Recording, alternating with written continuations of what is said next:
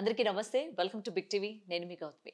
అయితే రీసెంట్‌గా తమ్మారెడ్డి భరద్వాజ్ గారు అటు 'కన్నప్ప' సినిమా పైన కొన్ని కామెంట్స్ అయితే చేయడం జరిగింది. సో, అదేంటంటే చాలా దుమారం రేపింది.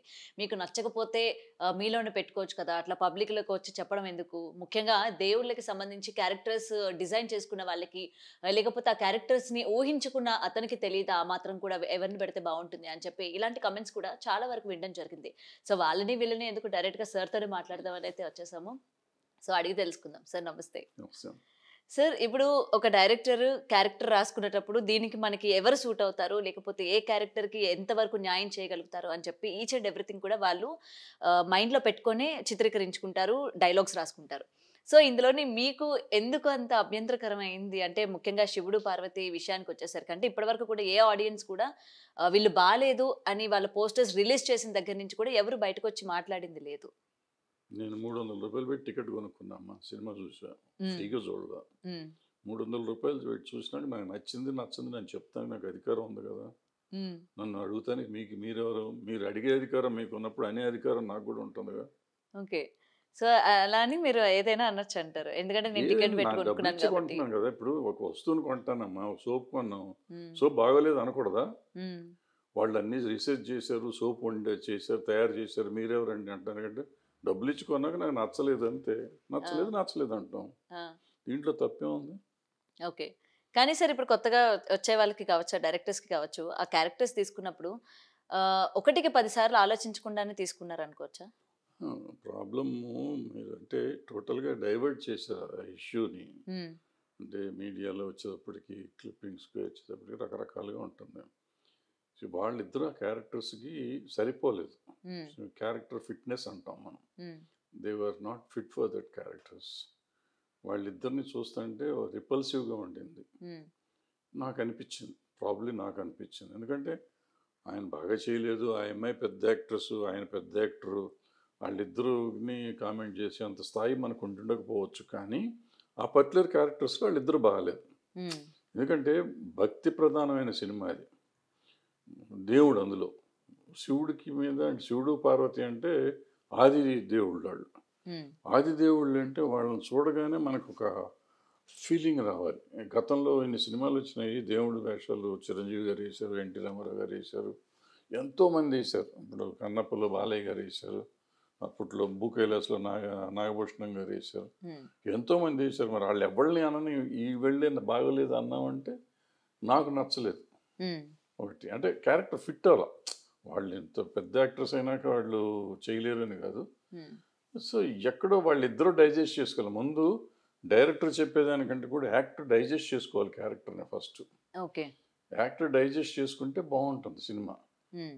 యాక్టర్ డైజెస్ట్ చేసుకోకపోతే నేనిప్పుడు రోడ్డు మీద రోమియో వేషానికిను, దేవుడి వేషం ఒకటే రకంగా నేను పెర్ఫార్మ్ చేస్తే హ్మ్. బాగోదు కదా! అవును. సో, అలాంటి ఫీలింగ్ నాకు కలిగింది. అంటే ఆళ్ళని చూడగానే అమ్మ దేవుడు దండం పెట్టాలి అనిపించాల. హ్మ్. అది అనిపించలా. బట్ నాకు సినిమా బావుంది. సినిమా బాగోలేదు అంటానికి లేదు. సినిమా చాలా బావుంది. ఓకే. ఫర్ టు మీ చాలా మంది సినిమా బాగాలేదన్నారు మరి అట్లంటే. దానివల్ల అంటే స్టార్టింగ్ నుంచి ఉన్న నెగటివిటీ అనుకోవచ్చా? నెగెటివ్ ట్రోల్స్ ఏది? జేయడం. ఏది? అంటే సినిమా బాలేదు అని వెంటనే పబ్లిక్‌లోకి వెళ్ళిపోవడానికి ఈ 'కన్నప్ప' అని అనౌన్స్ చేసిన దగ్గర నుంచి ఆ సినిమా పైన ఈ నెగెటివ్ ప్రభావం ఎంతవరకు నెగెటివ్ పడింది? ప్రభావం ఉంది కాబట్టి ఆ సినిమాకి తర్వాత పాజిటివ్ టాక్ వచ్చింది. హ్మ్. బేసిక్ నా నా నాకనిపించింది చెప్తున్నా. హ్మ్. హ్మ్. యాక్చువల్‌గా అంత నెగెటివ్ టాక్ రావాల్సిన అవసరం లేదు. ఆ సినిమా పాపం అతనేదో కష్టపడి తీశాడు.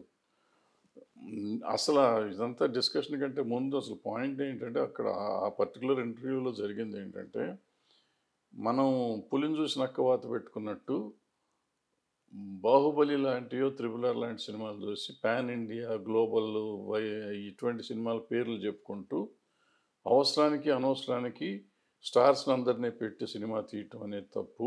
హ్మ్. ఏ సినిమా ఏ జోనర్ ఉంటే ఆ జోనర్ తీయాలి. ఇది 'భక్త కన్నప్ప' భక్తి జోనర్ కాబట్టి, భక్తి ప్రధానమైన సినిమా తీస్తున్నాం కాబట్టి, ఆ భక్తి ఉండాలి. గ్రాండియర్ కంటే భక్తి కావాలి. హ్మ్.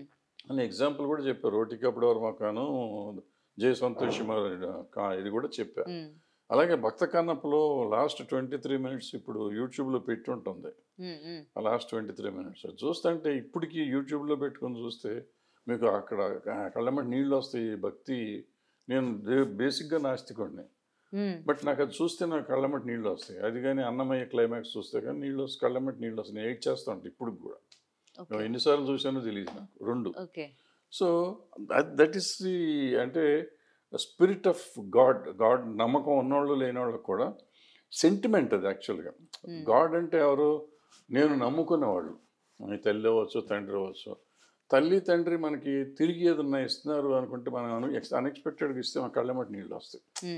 మా అమ్మ నాకు ఇంత చేసింది, మా నాన్న ఇంత చేశాడు అంటే, అట్లాగే దేవుడు నాకు ఇంత చేశాడు అనేది సింపుల్. ఆ ఫీలింగ్ రావాలి.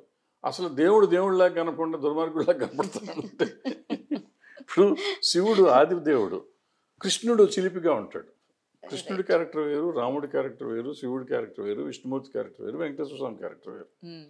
ఇన్ని డిఫరెన్స్లు ఉన్నప్పుడు శివుడు ఎలా ఉంటాడు? ఈయన చిలిపి కృష్ణుడిలాగా హి అంటూ ఉంటాడు. ఈయన ఆవిడ అసలు ఎందుకురా భగవంతుడా నేను వేషం వేస్తున్నాను అన్నట్టు ముఖం పెట్టింది ఆ పార్వతీదేవి. పార్వతీదేవిని చూడగానే ఒక రకమైన ఫీల్ రావాలి. ఇప్పుడు యాక్చువల్గా ఆవిడ వరలక్ష్మి గారిని వేశారు, పెద్ద స్టార్ కాదు, బట్ ఏంటంటే ఆ ఫీలింగ్ ఉంది. కన్నప్పలో ఆ వరలక్ష్మి గారు ఆవిడ ఓ రకంగా చెప్పాలంటే జూనియర్ ఆర్టిస్ట్ కంటే కొంచెం ఎక్కువ. పెద్ద యాక్టర్స్ కదా అప్పట్లో, నోన్ మాదిరి ఆర్టిస్ట్. సో ఆవిడ వేస్తే కూడా మనకి బాగుంది. బాలయ్య గారు సూపర్ స్టార్ కాదు, ఆయన వేసారు, బాగుంది. సో అది కావాలి. సో ఫిట్నెస్ ఉండాలి. భగవంతుడి వేషం వేసినప్పుడు పర్టికులర్గా ఫిట్నెస్ ఉండాలి. ఓకే. సో అందుకు మీకు చాలా అభ్యంతరకరం అయిందన్నమాట. అభ్యంతరం నాకేమో, నేనేమన్నా అభ్యంతరం పెడతాను? మీరు సినిమా తీస్తే మీరు తీసుకోండి, నాకు నచ్చితే నచ్చిందంట, నచ్చపోతే నచ్చలేదంట.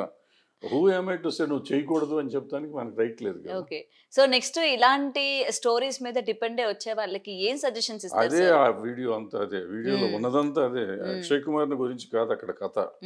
అక్కడ కథ ఏంటంటే ఇలాంటి సినిమాలు తీసేవాళ్ళు ఇలాంటి సినిమాలే తీయండి అని చెప్తానికి జయ సంతోషిమా అనేది ఎగ్జాంపుల్ కూడా చెప్పాను. పిండి కొద్దీ రొట్టె, ఆ పిండి మీరు ఇంత పెడితే కూడా దేవుడు ఇంత ఇస్తాడు. దేవుడు సినిమాల్లో లాజిక్ ఏంటంటే ఎప్పుడు ఆ భక్తి రస ప్రధానం కరెక్ట్గా పండించగలిగితే మీరు రూపాయి పెడితే 100 రూపాయలు వస్తుంది. రూపాయి సినిమాని 100 రూపాయలకి తీసి 1,00,000 రూపాయలు సంపాదిద్దాం అనుకుంటే భక్తి పండకుండా ఈ గ్రాండియర్ పండుతుంది. గ్రాండియర్ వల్ల దేవుడు ఏం పెద్ద హెల్ప్ చేయడు మనకి. Okay, right sir, thank you.